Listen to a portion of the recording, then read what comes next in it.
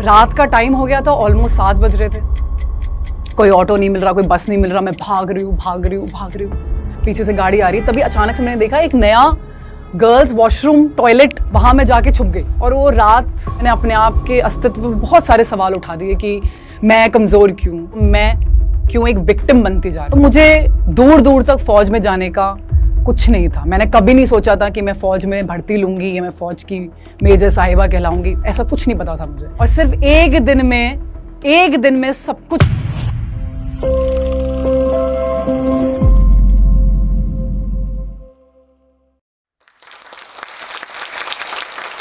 अगर आप मुझे जानते हैं या आपने मुझे कभी देखा है या आप सोशल मीडिया पे मुझे फॉलो करते हैं तो आपको पता होगा कि मैं भारतीय सेना से मेजर के पद पे रिटायर हुई हूँ। लेकिन क्या मैं हमेशा से इतनी करेजियस, बोल्ड, जिंदा दिल और जिंदगी को अपने ढंग से जीने वाली थी? क्या मैं हमेशा से इतनी ज़्यादा फिटनेस इंथुसियास्टिक थी और बिल्कुल ही कॉन्फिडेंस से भरी हुई थी? और इसका जवाब है नहीं। नहीं, मैं हमेशा से ऐसी नहीं थी। आज इस जोश टॉक के मंच में, इसके माध्यम से मैं उन सब युवक और युवतियों से जुड़ना चाहती हूँ जो कहीं ना कहीं अपने डर को अपने आत्मविश्वास से ज़्यादा मानने लगते हैं। और मेरी कहानी शुरू होती है बरेली से, एक बहुत ही प्यारा शहर उत्तर प्रदेश का। बरेली में मेरी पूरी शिक्षा, मेरा क्लास 1 से लेकर क्लास 12 तक समाप्त हुई। और इस चीज़ में मैं अपने माँ बाप को बहुत ज़्यादा आभार व्यक्त करना चाहूँगी अभी, क्योंकि मेरी मदर ने मुझे बहुत ज़्यादा सपोर्ट किया एकेडमिक परफॉर्मेंस इंप्रूव करने के लिए। और वहीं ऑन द कॉन्ट्ररी मेरे फादर मुझे बहुत ज़्यादा मोटिवेट करते थे कि मैं बहुत ज़्यादा स्पोर्ट्स एजुकेशन की तरफ जाऊँ। मैं दोनों से भी बहुत प्यार करती हूँ और दोनों का दिल नहीं तोड़ना चाहती थी। तो कहीं ना कहीं मैंने ये डिसाइड किया कि मुझे दोनों ही चीज़ों में अच्छा करना है। क्लास 5-6 की बात है। मैं बहुत मेहनत करती थी और काफ़ी मेहनती थी, कंसिस्टेंसी थी, एक अच्छा विद्यार्थी के नाम पे जानी जाती थी। लेकिन कभी भी मेरा वो जो ज्ञान था वो पेपरों के मार्क्स में कभी आ नहीं पाया।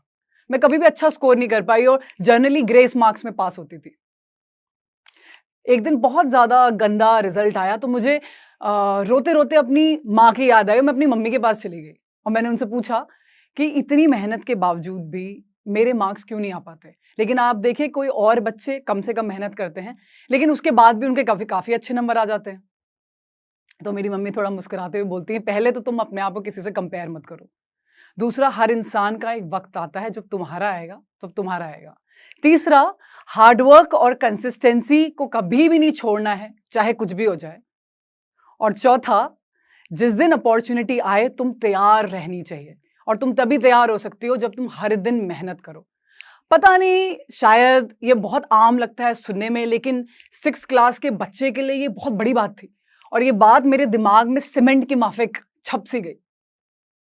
और जब मैं बात करूं अपने फादर की, तो शायद ही मुझे एक भी दिन याद है कि उन्होंने मुझे स्टेडियम नहीं लेके गए, या उन्होंने मुझे बोला नहीं कि बेटा रनिंग कर ले, या बेटा स्विमिंग कर ले, या इस कंपटीशन में पार्ट ले ले, उस कंपटीशन में पार्ट ले ले। और कहीं ना कहीं आप देखो तो बचपन से एक अफसर बनने की तैयारी मेरे जाने ना जाने में मेरे माँ बाप ने ही शुरू करवा दी। बहुत अच्छे तरीके से, बढ़िया परवरिश के साथ, बढ़िया नंबरों के साथ मैं अपनी 12वीं कक्षा को पास करके बरेली से बाहर निकली और मैं पहुंची ग्रेटर नोएडा, एक शहर जो कि डेवलप हो रहा था। 2008 की बात है, उत्तर प्रदेश का। यहाँ मैंने अपनी इंजीनियरिंग की पढ़ाई शुरू करी और एक नया जीवन देखने को मिला मुझे। एक नई उमंग मेरे दिल में आई, क्योंकि अब हम ना वो जो एक कुकून एक माँ बाप हमारे चारों तरफ एक सिक्योरिटी का बनाते हैं, वो खत्म हो रहा था। अभी मैं बहुत ज़्यादा आज़ाद थी, इंडिपेंडेंट थी, अपने डिसीजन खुद ले पा रही थी और मुझे इस दुनिया से जूझते जागते अपना एक मुकाम हासिल करना था। बहुत अच्छा गया फर्स्ट ईयर मेरा। मैं टॉप किया कॉलेज अपना, सब कुछ बढ़िया चल रहा था, सब कुछ बहुत अच्छा था। ये ड्रीम जैसा था मेरे लिए, अनटिल एंड अनलेस किसी की बुरी नज़र मुझ पे नहीं पड़ी। तो मैं यहाँ पर थोड़ा सा अब्यूज़ के बारे में आप लोगों को समझाने की कोशिश करना चाहती हूँ। तो अब्यूज़ देखा जाए तो बहुत ज़्यादा फिजिकल अब्यूज़ेस बताए जाते हैं टेलीविजन में, चाहे वो रेप केसेस हों या बच्चों को आजकल बहुत बताया जाता है गुड टच, बैड टच। आजकल पेरेंट्स भी बहुत जागरूक हैं, वो बताते रहते हैं अपने बच्चों को, बेटा ऐसा हो तो बता देना, वैसा हो तो बता देना। लेकिन व्हाट अबाउट मेंटल अब्यूज़? और ये बात 2025 में हो रही है।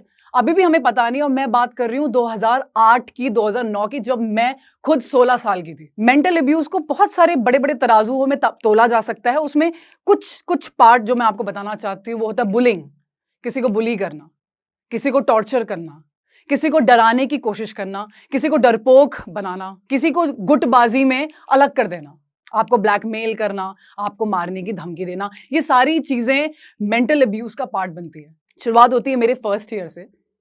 जब मैं फर्स्ट ईयर में थी और मैं अच्छा परफॉर्मेंस कर रही थी, मेरा ध्यान इन चीजों में कभी गया ही नहीं। कुछ सेट ऑफ लड़के मेरी बस को फॉलो करते थे, मैंने कभी ध्यान नहीं दिया, क्योंकि देखिए जैसे हर एक आम लड़का और लड़की जब कॉलेज जाते हैं, पढ़ने जाते हैं, तो उनका मेन मोटिव क्या होता है? पढ़ाई करना, एक अच्छी जॉब लेना, माँ बाप का नाम रोशन करना, और बाकी चीज़ों में जनरली हमारा ध्यान इतना जाता नहीं है।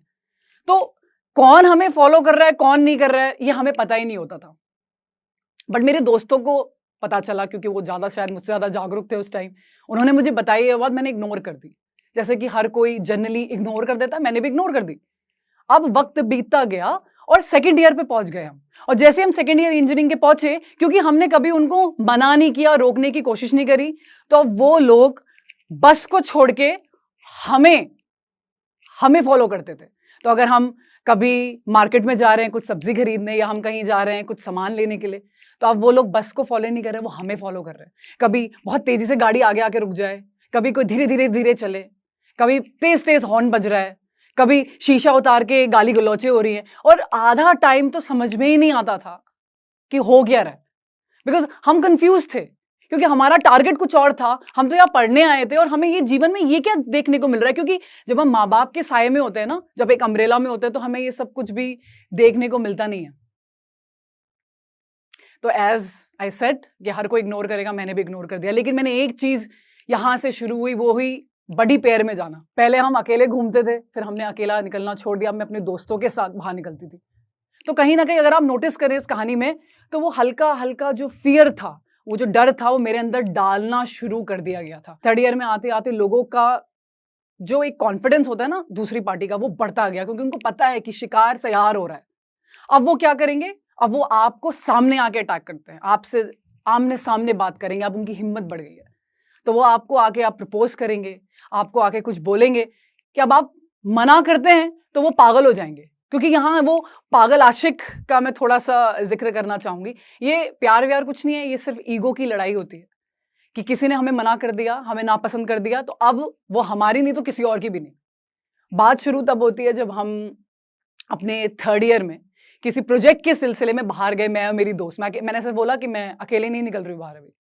मैं और मेरी दोस्त बाहर निकले, थोड़ा सा शाम का वक्त हो गया था और रोड थोड़ी सी सुनसान थी। हम जल्दी जल्दी सोच रहे थे हमें कोई बस मिल जाए, कोई ऑटो मिल जाए। हम बस स्टैंड की तरफ खड़े हुए थे, तभी से एक गाड़ी, वही काले शीशे काली गाड़ी, बहुत पॉपुलर थी उस जमाने में, वो हमारे कभी लेफ्ट कभी राइट कभी आगे कभी पीछे बहुत बार उसने चक्कर लगा दिया। और जो मेरी फ्रेंड थी उसने ये चीज़ नोटिस कर ली।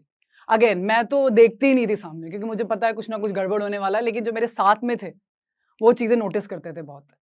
और उन्होंने मुझे बोला, खुशबू थोड़ा सा तू आगे चल, मैं पीछे पीछे से आती हूँ, मैं देखती हूँ कौन है क्या है।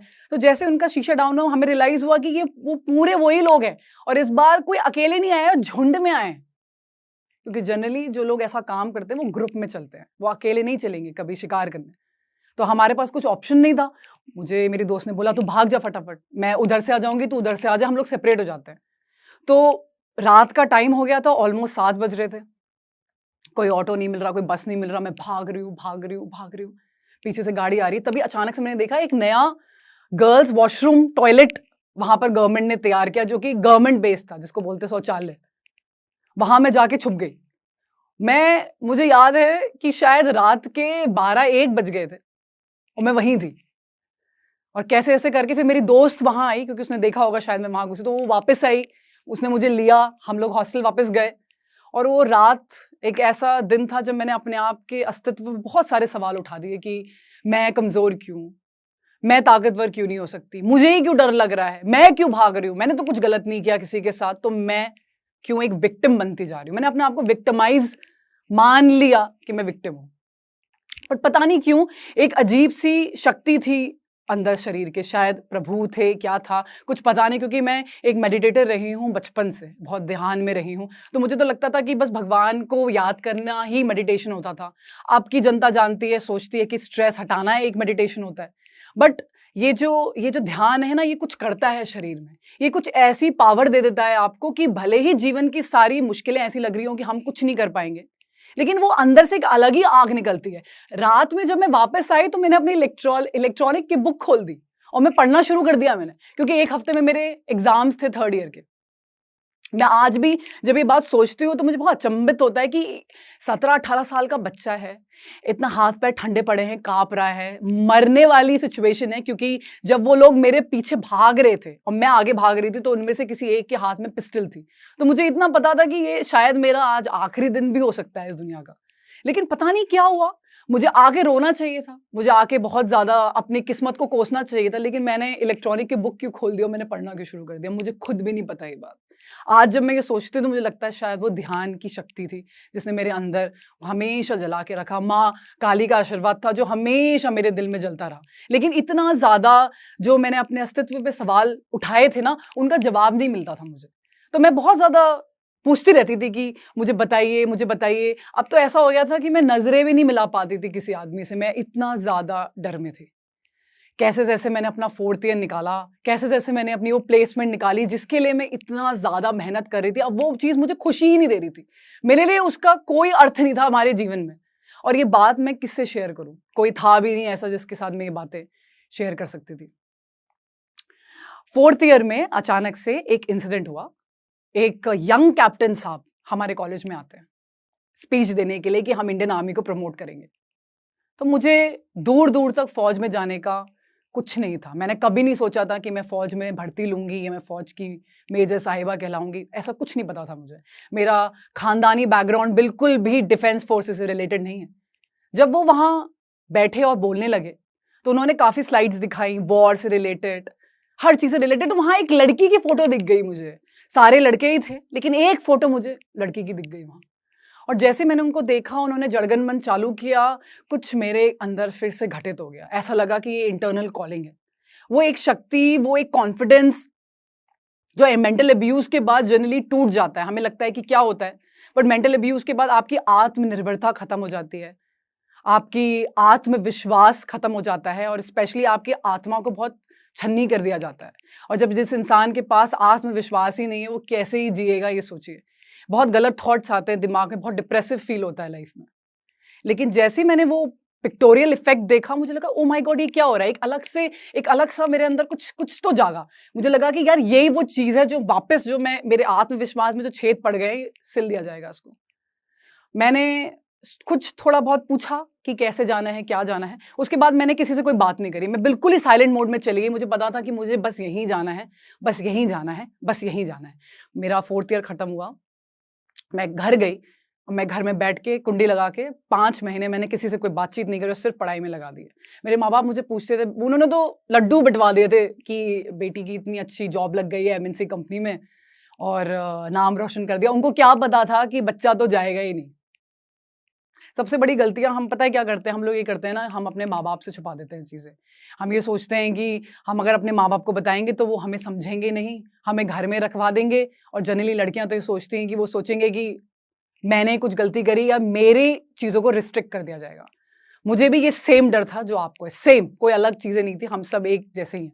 लेकिन मुझे कहीं ना कहीं लगा कि now it is the time to tell my father what is happening to me, because I am not able to survive. जो आफ्टर मैथ इफेक्ट थे उसके, कॉलेज खत्म होने के बाद भी जो मैं झेल रही थी, जो सपने मुझे आते थे, जो टॉर्चर करते थे मुझे रात भर, वो चीज़ मैं झेल नहीं पा रही थी। और मैंने कहीं ना कहीं अपने फादर को कन्फेस कर दिया ऐसा ऐसा कुछ हुआ है आफ्टर माई इंजरिंग। और सिर्फ एक दिन में सब कुछ ठीक हो गया। काश मैंने ये चीज़ें पहले बता दी होती, काश। तो जो आफ्टर मैथ मैंने झेला है इतना सारा, शायद कभी झेलना नहीं होता। But nevertheless, see there is something called victim mentality. जब मैंने पढ़ाई शुरू करी, मुझे ऐसे रियलाइज होने लग गया कि ये जो हुआ ना, और जिससे मुझे जो हर दिन पढ़ने की जो शक्ति मिलती है और जो मैं एक्स्ट्रा एफर्ट डाल पाती हूँ किसी से भी ज़्यादा, ये सिर्फ उसी वजह से डाल पा रही हूँ जो मेरे साथ हुआ। अगर वो नहीं हुआ होता तो शायद मैं कभी नहीं सोचती कि मैं फौज में जा भी सकती हूँ, मैं अपने आप को वापस खड़ा कर सकती हूँ, अपने आत्मविश्वास को वापस उठा सकती हूँ। मैं ऐसा शायद कभी नहीं सोचती। इसलिए जो होता है अच्छे के लिए होता है। लेकिन हाँ, अगर हमने टाइमली चीजें कर ली होती तो जो उसके बाद के इफेक्ट झेलने को मिलते हैं वो शायद कभी नहीं होता। तो मेरी तैयारी बहुत अच्छे से गुजरी और मैं पहुंच गई 24 SSB बैंगलोर अपना SSB देने। मेरे अंदर कोई डर नहीं था उस दिन कि मैं निकलूंगी नहीं निकलूंगी, मुझे जॉब मिलेगी नहीं मिलेगी, वर्दी पहन पाऊंगी नहीं पहन पाऊंगी। मेरे दिमाग में बस ये था कि मुझे वापस अपना आत्मविश्वास उठाना है और उसके लिए अगर मुझे 10 बार जाना पड़े 10 बार जाऊंगी, 20 बार 20 बार, 30 बार 30 बार। शायद इसी को इंटरनल कॉलिंग कहते हैं, जब वो अंदर का डर खत्म हो जाता है, वो सिक्योरिटी वाला डर खत्म हो जाता है कि नौकरी चाहिए नौकरी चाहिए। उसलिए नहीं गई मैं। और भगवान की कृपा ऐसी थी, कहते हैं ना जब हर चीज साथ में चलती है। जैसे मेरी माँ ने स्टार्टिंग में बोला था कि बेटा आपका दिन जब आएगा आप हमेशा तैयार रहना, और जब अपॉर्चुनिटी आएगी तो वो आपका हार्डवर्क काम आएगा। वो तीनों चीजें जब मिल जाती हैं तो जादू मिरेकल होता है। मैं पहली बार गई SSB में और मैंने पहली बार में ही अपना सिलेक्शन उठा दिया और ऑल ओवर इंडिया मेरिट में मेरा नंबर आ गया। अब मैं पहुंची OTA Chennai, officers training academy Chennai, officer बनने के लिए। तो अभी तक तो मैं एक लेडी कैडेट थी और जैसे मैं वहां पहुंची सबसे पहले मेरे बाल काट दिए गए, मुझे बिल्कुल ही 1 इंच बाल पे रखा गया, बिल्कुल ही लड़का बना दिया गया। वाई भी महसूस नहीं हो रही थी कि मैं एक लड़की भी हूँ। और हर जगह एक इक्वालिटी महसूस करी मैंने, जो मैंने शायद पहले नहीं करी थी। कि अभी ऐसा कुछ नहीं है कि लड़का है या लड़की है, एक टाइप का रगड़ा है, सबके लिए इक्वल है, सबके लिए समान है। वहां पर मैंने लड़कों के साथ कंपटीशन किया, उनके साथ भागती थी, उनके साथ कूदती थी, खेलती थी, बहुत बार आगे निकली, बहुत बार पीछे निकली। तो कहीं ना कहीं वो कॉन्फिडेंस मेरे अंदर वापस डेवलप होने लगा। धीरे धीरे जो छेद हो गए थे वो वापस भरने लगे। और ऐसे मैंने पता नहीं क्या क्या नहीं, अगर मैं आपको अपने किस्से बताने बैठूं तो शायद रात हो जाए, इतना कुछ वहां से मैंने लिया है और सीखा है। फिर मैं आ गई अपनी सर्विस में, जो कि ट्रेनिंग के बाद मैं लेफ्टिनेंट बनी और फिर अपनी सर्विस में आ गई। वहाँ मेरे जवान, मेरे कलीग्स, मेरे सीनियर्स, मेरे जूनियर्स, इतना ज़्यादा प्यार और सम्मान और इज्जत और इतनी ज़्यादा कहते हैं ना वो बूस्ट मिला है मुझे लाइफ में कि मेरे को बिल्कुल ही तराश दिया गया, इतना स्ट्रांग बना दिया गया कि मैं ऐसे इंडिपेंडेंट, मुझे मतलब आप यकीन मानिए मुझे याद भी नहीं आता है। अगर मैं कभी सोचने की कोशिश भी करती हूँ तो मुझे इंसिडेंट याद भी नहीं आता है। कहीं ना कहीं मुझे ये रियलाइज करा दिया गया कि हम कभी भी विक्टिम नहीं होते हैं। हम हमेशा वो सैनिक हैं उस रणभूमि में जो हमेशा ही तैयार होता है अपनी जिंदगी की चुनौतियों को लड़ने के लिए। हम हमेशा ही वही हैं, हम कभी भी विक्टिम नहीं हो सकते। फिर मैं बात करती हूँ अपने इस कार्यचरण के आखिरी साल की, जब मैं मणिपुर में थी और बहुत सारे राइट्स वहाँ हुए। ये 2023 की बात मैं आपको बता रही हूँ। वहाँ पर हमने बहुत सारे पीस कीपिंग ऑपरेशंस करे, मैं उनका काफ़ी पार्ट रही। मैं अलग अलग गाँव में जाती थी, लोगों से बात करती थी, उनको समझाने की कोशिश करती थी कि हम पीस करते हैं, हथियार छोड़ते हैं, लड़ाई छोड़ते हैं। लेकिन उनसे बात करने के बाद, बहुत सारे बच्चों को रेस्क्यू करने के बाद, काफ़ी बच्चे जो अनाथ हो गए थे उनसे डेली बेसिस में बात करने के बाद मेरे अंदर एक अजीब सा बदलाव फिर से आ गया। वो सेम वैसी एनर्जी फील करी मैंने जो मैंने शायद 11 साल पहले फील करी होगी। मुझे ऐसा लगा कि ये जो मेरी पाबंदियां हैं, शायद मे बी फौज ने मुझे बहुत कुछ दिया लेकिन एक सीमा तक मैं बंधी हुई हूँ। उसके बाहर जाके मैं किसी की मदद नहीं कर सकती अभी, उसके बाहर जाके मैं उनको कुछ काउंसिल नहीं कर सकती, उसके बाहर जाके मैं उनको मेंटल सपोर्ट नहीं दे सकती। तो मैंने ये डिसाइड किया आफ्टर 1.5 साल वहाँ रहने के बाद कि अब शायद टाइम आ गया है जो मैंने सीखा है वो वापस सोसाइटी को देने का। और मैंने डिसाइड किया कि मेरा 10 साल का पूरा काम कंप्लीट हो गया है और मैं यहाँ से रिटायरमेंट लेके बाहर निकलती हूँ। नाउ अगेन ये डिसीजन भी बहुत मुश्किल था। इनिशियली मेरे पेरेंट्स तो वैसे भी अग्री नहीं कर रहे थे जब मैं फौज में जा रही थी, और जब मैं फौज से बाहर निकल रही हूँ तब भी वो अग्री नहीं कर रहे थे। तो फौज में आना भी मुश्किल और फौज से जाना तो और भी मुश्किल। लेकिन कहते हैं ना कि आपको ऑलरेडी पंख दे दिए गए, अब आपके अंदर आत्मविश्वास जाग चुका है, तो आप अब डरेंगे नहीं कि आगे मेरा फ्यूचर क्या रहेगा, आगे मैं क्या करूंगी, आगे मेरा करियर क्या होगा। तो at the age of 34 I decided to switch my career and move to some another career which is beyond, very different, very opposite of what was I doing. It's something called counseling and fitness. ये दो चीजें मैंने पकड़ ली क्योंकि मुझे पता है कि फिटनेस हमारे दिमाग को कैसे खोलती है, और जब दिमाग हमारा शांत होता है तो कैसे हम जिंदगी की आम मर्रा परेशानियों को आराम से निकाल सकते हैं। तो मैं एक काउंसलर बनी। मैंने अपनी पढ़ाई खत्म करी, सर्टिफिकेशंस लिए, हर चीज़ से सर्टिफिकेशंस उठाए और फिर मैं एक काउंसलर बन गई। तो अब मैंने एक नया करियर चुना काउंसलिंग का।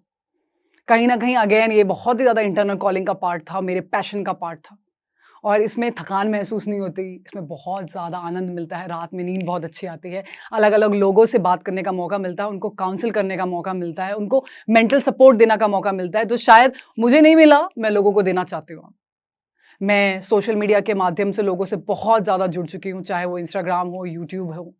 मैं हर तरह से उनसे जुड़ने की हर एक कोशिश कर रही हूँ। जो मेरा सपना था, अब मैं वो पूरा करने की कोशिश कर रही हूँ कि मैं लोगों से जुड़ूँ, सोसाइटी की तरफ आऊँ, सोशल कॉज में और ज़्यादा इन्वॉल्व हो जाऊँ। तो जाते जाते बस मैं ये कहना चाहूँगी कि हम विक्टिम नहीं, और हमेशा ही कोई ना कोई तरीका ज़रूर होता है कितनी भी बड़ी परेशानियों से निकलने का। माँ बाप पे विश्वास रखें, अगर छोटी मोटी चीज़ें होती हैं तो वो पक्का आपको उन चीज़ों से निकाल सकते हैं। अपनी इंटरनल कॉलिंग पे विश्वास रखें कि जब भी ज़िंदगी में कुछ बुरा होता है, अंदर से एक ज़रूर आवाज़ आती है आपके लिए कि क्या करना चाहिए, क्या सही है, क्या गलत है। और चीज़ें अगर हाथ से बिगड़ रही हैं, चीज़ें अगर ऐसी हैं जो गलत हो रही है, तो उनको रूट से, स्टार्टिंग से ही ख़त्म करो ताकि वो नासूर ना बने। ये बहुत बड़ी लर्निंग थी मेरे लिए। मैं एक वो खुशबू हूँ जो मैंने आपको बताया, और एक खुशबू ये हूँ जो आपके सामने आज यहाँ खड़ी है। मुझे यकीन है कि जो हुआ वो जीवन में कभी नहीं होगा। इसी के साथ मैं जोश टॉक के इस मंच का भी बहुत बहुत शुक्रिया अदा करना चाहती हूँ कि आपके इस मंच के थ्रू मैं इतने सारे युवा युवतियों से मिल पाई, और कहीं ना कहीं ये जो मेंटल अब्यूज़ का जो एक संदेश था, मैंने आपके मंच के द्वारा उन तक पहुँचाया। Thank you so much. जय हिंद, जय भारत, जय माँ काली। Thank you. मैंने आपको बताया कि मैं एक फिटनेस कोच हूँ, और अगली टॉक में मैं आपको बताऊंगी कि फिटनेस ज़रूरी है और कैसे की जाए ये बताऊंगी, और कैसे हम अपनी रोज़मर्रा की ज़िंदगी में वो चीज़ें यूज़ कर सकते हैं।